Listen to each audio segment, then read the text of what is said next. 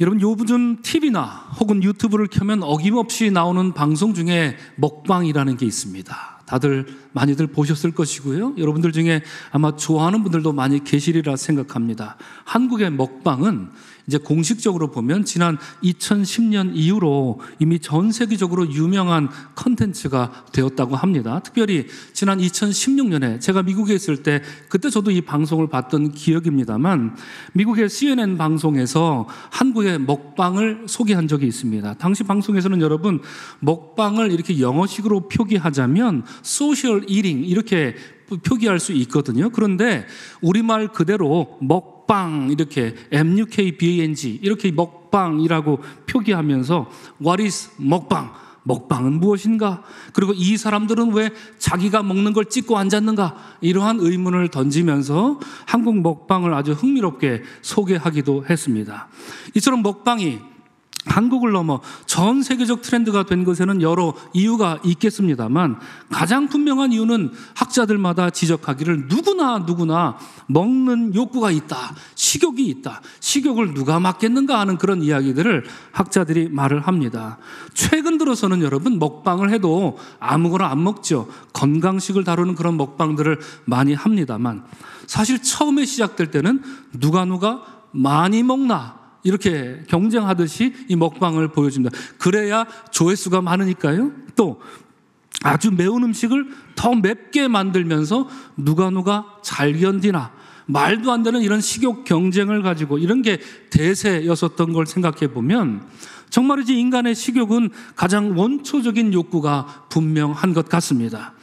여러분, 그리스 로마 신화를 보면 인간의 원초적 욕망을 생생하게 그려주는 이야기들이 많습니다. 예수님과 동시대에 살았던 오비디우스라는 아주 유명한 작가가 있습니다. 여러분, 예수님 태어나실 때 로마 황제가 누구였었죠? 아우구스투스, 성경에 아구스토라고 말하죠. 이 아구스투스한테 밑보여서 저 흑해 쪽에 귀양살이를 했던 아주 유명한 오비디우스라고 하는 작가인데요.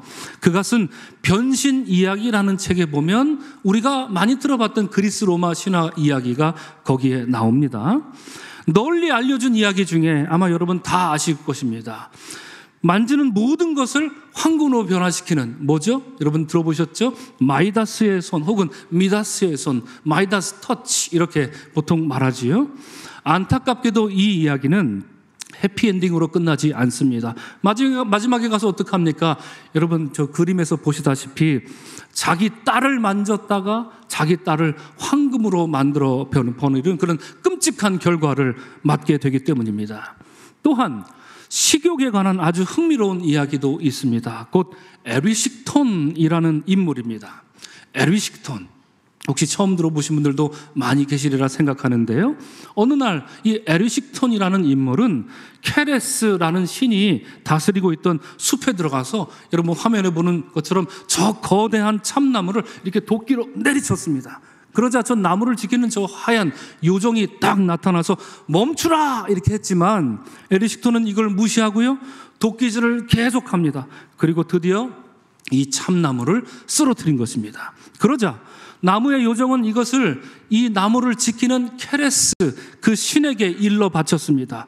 그러자 분노한 신은 에리식톤 뱃속에 어떤 요술을 부리는데, 그 뱃속에 허기, 파메스, 헝거, 이거를 허기를 그 에리식톤 뱃속에 집어넣었다고 합니다. 여러분, 허기가 무엇입니까? 우리가 보통 아무것도 못 먹었을 때 아이고 허기진다 말할 때 그 허기, 그러니까 그리스 로마 신화의 해석에 따르면 우리 사람이 배고픈 것은 왜 배가 고픈 거죠? 우리 뱃속에 허기가 들어앉았기 때문이다, 이렇게 해석하는 겁니다.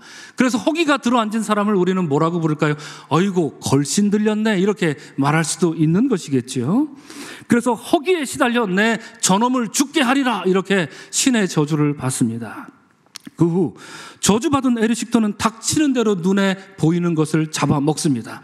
하지만 아무리 먹어도 허기를, 뱃속에 있는 이 허기를 달랠 수가 없는 것입니다. 뱃속에 자리 잡은 허기가 그를 걸신 들리게 만들었기 때문이죠. 그래서 에리식톤은 급기야 하나밖에 없는 자기 딸을 팔아서 먹을 것을 구합니다. 그런데 여러분, 이 이야기의 끝은 마이다스의 이야기보다 훨씬 더 비참하고 끔찍합니다. 관련된 이미지들을 혹시 검색해 보시면 이렇게 아주 끔찍하게 그려놓은 이미지들도 있는데요. 에리식톤의 결말에 대해서 오비디우스의 변신 이야기는 이렇게 말합니다. 마침내 재앙의 힘이 모든 재고를 다 먹어치우고 그의 중병이 더 많은 먹거리를 요구하자 그 가련한 자는 제 사지를 찢어 그것을 제 입으로 물어뜯기 시작하더니, 마지막 구절이 중요합니다. 제 몸을 먹음으로써 제 몸을 먹였소라고 말합니다. 여러분, 이 글의 마지막 문장이 참으로 소름 돋지 않습니까? 재앙의 힘에 눌린 이 에리식톤은 모든 것을 다 먹어치우다 못해 자기 딸까지 팔아 배를 채우려고 하더니 급기야 자기 몸을 이렇게 뜯어 먹음으로써 자기 몸을 먹였다, 이렇게 말하는 것이지요. 이처럼 마이다스 이야기, 그리고 에리식톤 이야기는 욕망에 사로잡힌 인간의 삶이란 이처럼 모든 것을 다 잃고 파멸을 맞게 될 것이라 이렇게 말하고 있는 것입니다. 그렇습니다, 여러분. 끝없는 욕망에 이끌려 사는 인간은 결국 불행과 절망으로 끝나버립니다. 야고보서의 경고를 우리가 기억하시지요? 야고보서는 말합니다. 욕심이, 욕망이 잉태한 즉 죄를 낳고 죄가 장성한 즉 사망을 낳느니라. 욕심, 죄, 사망. 여러분, 이 세 가지는 변하지 않는 마치 어떤 수학 공식처럼 인간을 인류 이래로 따라다닙니다. 우리가 어디에 있든지, 그리고 우리가 무엇을 하든지 욕심, 죄, 사망, 이것은 우리를 추적해서 반드시 찾아내고야 맙니다. 아담과 하와에게 이 공식이 적용된 이래로 단 한 명도 예외가 없었습니다. 욕심, 죄, 사망 말입니다. 아담과 하와는 금단의 열매를 먹고 눈을 밝게 함으로 하나님처럼 되고자 했습니다. 욕심이 아담과 하와의 자아를 이렇게 부추긴 것입니다. 너도 하나님처럼 될 수 있다라고 말입니다. 하지만 여러분, 인간이 어떻게 하나님과 같아질 수 있겠습니까? 그것은 원천적으로 불가능한 일입니다. 그런데 욕심의 귀가 솔깃했던 인간의 자아는 그 부질없는 짓을 겁도 없이 시도합니다. 그리하여 아담과 하와는 자아를 풍선처럼 부풀려 버립니다. 마치 바다의 보고가 여러분 적을 만나면 배를 볼록 이렇게 부풀리는 것처럼, 아주 요상하게 배를 볼록거리는 것처럼 인간은 자아를 부풀려 제 몸집을 크게 하려고 합니다. 그러더니 먹지도 말고 만지지도 말라, 그리하면 죽는다 하신 하나님을 그 부풀린 못난 자아로 가려버린 것입니다. 이것이 창세기가 말하는 여러분 인간 타락의 이야기입니다. 이것을 모를 리가 없지요. 우리 하나님께서 말입니다. 그래서 하나님께서 인간을 찾습니다. 아담아, 내가 어디 있느냐 하나님이 부르십니다. 그러나 타락한 인간이 보여준 모습은 얼마나 구차하고 궁색한 모습이었던가요? 성경은 말하기를 저들이, 아담과 하와가 자신의 수치를 가리고자, 자신의 죄를 가리고자 무화과 나무 잎으로 치마를 엮고 몸을 가렸다, 이렇게 성경은 말합니다. 여러분, 어찌 무화과 나무 잎으로 저들의 수치를 가릴 수 있겠습니까? 그것은 불가능한 일입니다. 그게 숨는다고 될 일입니까? 어떠하십니까? 하나님이 나한테 준 여자 때문에 그런 겁니다, 이렇게 변명한다고 해결이 될 문제이던가요? 하지만 여러분, 창세기가 말하는 것처럼 인간이 하는 짓이라는 게 다 그렇습니다. 부질없는 짓을 계속 헛물캐듯이 하나님 앞에 숨기고 또 숨기려고 무화과 나무의 대용품을 언제나 우리는 구하고 다니는 꼴입니다. 여러분, 죄의 습성이 그렇습니다.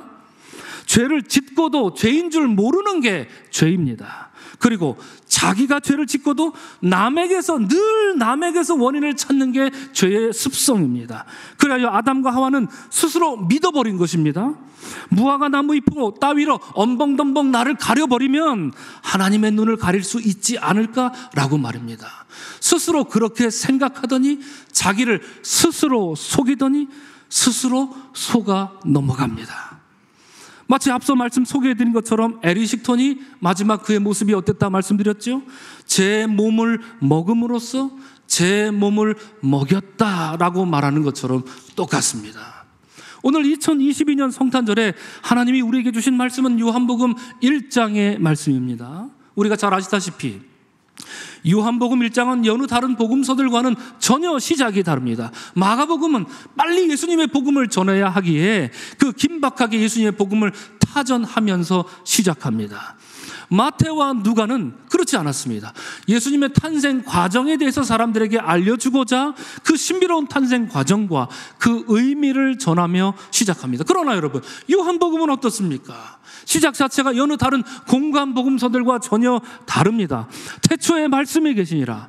이 말씀이 하나님과 함께 계셨으니 이 말씀은 곧 하나님이시니라 하는 이 위대한 선포로 복음서가 시작합니다. 신약의 창세기와 같은 역할을 우리에게 해주고 있는 것입니다. 곧 요한복음은 말씀이신 예수께서는 하나님과 같은 분이라는 것을 세상에 선포하고 있는 것입니다. 미국에 마크 스트라우스라고 하는 저명한 신학자가 있습니다. 그 학자는 여러분, 요한복음을 요약하려 한 문장으로 이렇게 정리합니다. 아버지를 나타낸 아들을 소개한 복음서라고 말합니다. 어떤 복음서라고요? 아들이 어떻다고요? 아들이 하는 일이 아버지를 나타냈다. 아버지를 나타낸 그 아들이 어떤 분인지 소개하는 복음서가 요한복음서다. 이렇게 이 마크 스트라우스는 그렇게 이야기하고 있습니다. 여러분, 이게 어떤 뜻일까요? 한번 질문을 잘 생각해 보시기를 바랍니다. 아버지를 나타낸 아들이라니요. 질문을 한번 바꿔볼까요? 여러분, 예수님이 아버지를 나타내야 할 이유는 무엇일까요? 왜 예수님은 아버지를 나타내야 할까요? 지금 아버지의 상태가 어떻길래 예수님이 아버지를 나타내 보여줘야 한다 말인가요?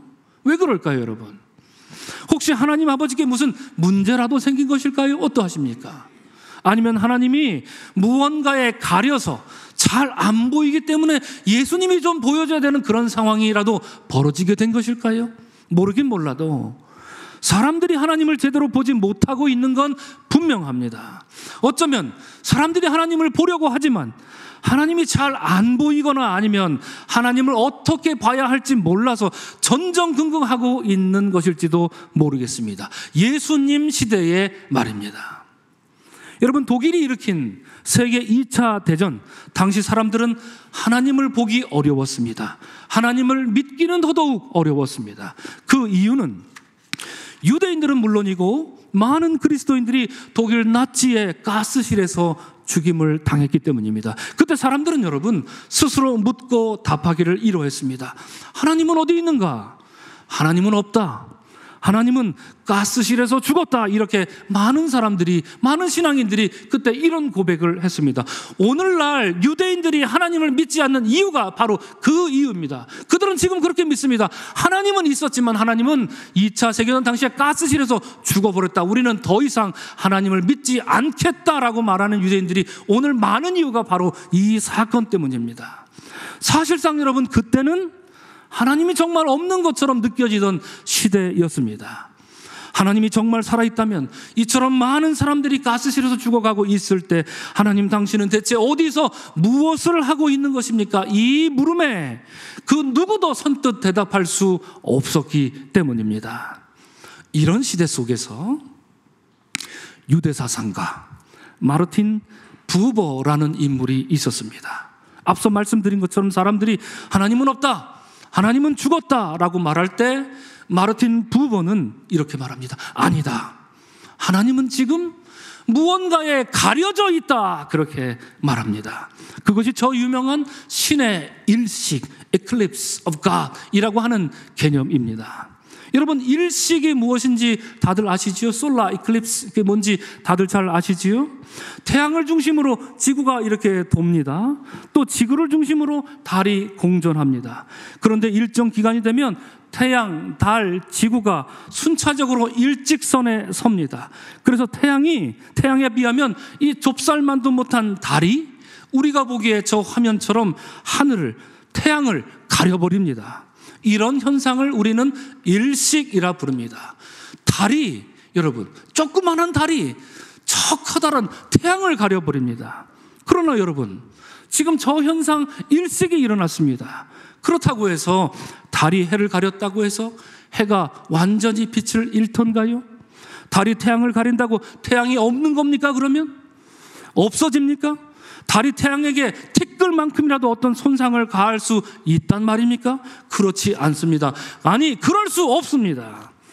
마르틴 부버는 세상에 신의 일식이 일어났다 이렇게 말한 것입니다. 무언가에 의해, 그리고 누군가에 의해 하나님이 지금 가려져 있다 이렇게 말합니다. 그리하여 그는 그의 책에서 이렇게 말합니다. 신의 일식은 하나님이 인간의 시야로부터 멀리 사라졌기 때문이 아니라 어떤 사상, 어떤 이념 따위, 그리고 어떤 우상 따위가 인간의 시야를 흐리게 만들어버리므로 하나님을 똑바로 보고자 하는 인간의 능력을 무력화시켰기 때문이다 이렇게 말했습니다. 그의 책 Eclipse of God에서 이런 말을 합니다. 여러분, 헛된 인간의 욕망이 자아를 부풀립니다. 그리고 그렇게 부풀어진 자아는 여타의 우상을 만들어 하나님을 가려버렸다는 말입니다. 여러분 어떻습니까? 여러분 삶에 있어서 여러분 하나님을 여러분들은 선명히 보며 신앙생활을 하십니까? 어떠하십니까? 여러분 저 하늘의 태양처럼 하나님을 여러분 똑바로 보면서 신앙생활을 하십니까? 아니면 하나님이 가려진 채로 하나님 어디 계십니까? 이렇게 더듬으면서 신앙생활을 하고 있는 것입니까? 그 이유야 많을 수 있지만 혹시 여러분 자신 때문에 여러분의 자아가 혹시 하나님을 가리고 있는 것은 아닙니까? 마치 신의 일식 현상처럼 말입니다. 여러분, 인간이 만들어낼 수 있는 가장 섬뜩하고 가장 무서운 우상은 무엇입니까? 그 우상은 어디에 있습니까? 송아지라도 되던가요? 그렇지 않습니다. 인간이 만들어낼 수 있는 가장 위험하고 가장 섬뜩하고 가장 무서운 우상은 인간 자신입니다. 인간은 누구나 예외 없이 스스로 우상이 되어 하나님을 가리고 신의 일식을 일으키는 주범이 됩니다. 그러면서도 알지 못하고 무지한 존재가 인간이었습니다. 인류 역사를 통틀어 인간이 벌이고 있는 하나님 앞에서의 범죄는 아담과 하와가 보여준 모습을 그저 반복하고 있는 줄도 모르겠습니다. 사랑하는 성도 여러분, 2022년 성탄절을 맞이한 오늘 요한복음은 우리에게 놀라운 축복과 더불어 엄중한 물음을 던지고 있습니다. 첫째로 요한복음은 우리를 축복하기를 예수 그리스도는 임의로 우리에게 오신 것이 아니라 그분은 아버지 하나님이 태초에 만물을 창조하실 때부터 말씀으로 계셨던 분이라 이렇게 오늘 본문에서 우리에게 선포해 줍니다. 그리하여 예수께서는 이 세상에 참빛으로 오시사 각 사람을 비춰주셨다는 것입니다. 그러므로 그리스도께서는 사망의 늪에 빠질 우리의 운명을 생명으로 돌려주셨으며 죽음에서 부활로 이끄시는 주님으로 우리에게 오셨다. 오늘 본문은 그렇게 선포하고 있습니다. 그것이 오늘 우리가 이 거룩한 성탄을 축하하는 가장 커다란 이유가 되는 줄로 믿습니다. 여러분, 오늘 본문 마지막 절에 감격스럽게 이렇게 말합니다. 태초로부터 계셨던 그 말씀이 드디어 육신이 되어 우리 가운데 거하셨다. 이렇게 요한복음은 우리에게 말합니다. 그의 영광을 보니 아버지의 독생자의 영광이요 은혜와 진리가 충만했다는 것입니다. 오랫동안 사람들에 의해 가려진 하나님 아버지의 영광이 이제 성육신 하신 예수 그리스도로 인해 우리에게 나타나셨다. 이렇게 요한복음은 선포합니다. 사랑하는 성도 여러분, 인간의 죄로 인해 발생한 하나님의 일식을 뚫고서 예수 그리스도께서는 역사 속으로 그리고 여러분의 삶 속으로 내려오셨습니다. 그분 예수께서 오늘 이 시간 여러분 마음에 새롭게 태어나는 그런 은혜가 있기를 주님의 이름으로 간절히 축원합니다. 그러나 둘째로 여러분 기억하시기 바랍니다. 요한복음은 우리에게 또한 엄중하게 묻고 있습니다. 5절에서 빛이 왔으나 어둠이 깨닫지 못했다 하는 것처럼 10절에서 그가 세상에 왔으나 세상이 그를 알지 못했다 하는 것처럼 그리고 11절에서 자기 백성이 영접하지도 않았다 이렇게 말하는 것처럼 이 거룩한 성탄절의 요한복음은 오늘 예배하는 우리 모두에게 또한 물을 것입니다. 당신은 주님의 빛을 받아 그 빛을 세상에 비추고 있습니까? 아니면 주님의 빛을 가로막고 있습니까? 라고 말입니다. 이 물음 앞에 우리가 겸손히 응답할 수 있는 우리 모두가 될 수 있기를 주의 이름으로 축원을 드립니다. 여러분, 우리 사는 이 서울 밤하늘에서 별빛을 보기 어려운 이유는 여러분 무엇입니까? 하나님이 저 별빛을 스위치를 꺼놨기 때문일까요? 그렇지 않습니다. 별빛이 사라진 것은 사람이 켜놓은 네온 사인 때문입니다. 하늘의 별빛은 여전하지만 사람들은 자기를 밝히기 위한 네온 사인으로 하늘의 별을 가려버렸기 때문입니다. 사랑하는 성도 여러분, 동방의 박사들은 별빛을 등지지 않았습니다. 그들은 오직 별빛을 따라 향했고 그 별빛을 따라 베들레헴 마구간으로 걸어갔습니다. 오늘 우리가 2022년 성탄절로 이 자리에 모인 것도 이와 같을 것입니다. 하여 우리는 다음과 같이 기도하고자 합니다. 우리 다 같이 한 목소리로 여러분 함께 기도하고 말씀을 마치고자 합니다. 다 같이 기도하겠습니다.